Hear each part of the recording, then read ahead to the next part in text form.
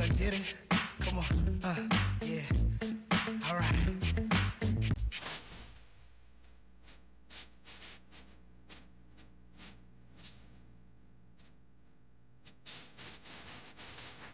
Noong una siyang dumating dito sa bayan ng superstars, halos walang nakakakilala sa kanya.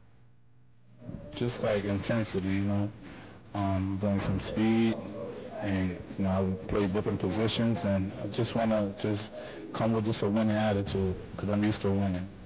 Pero di nagtagal at magpasa hanggang ngayon, walang hindi nakakakilala dito sa magaling na import ng Pure Foods na si Derek Brown.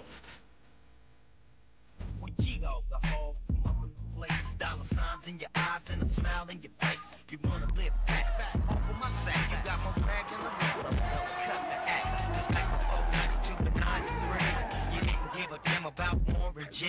But now that I'm singing platinum LPs, all of a sudden you want my EUT.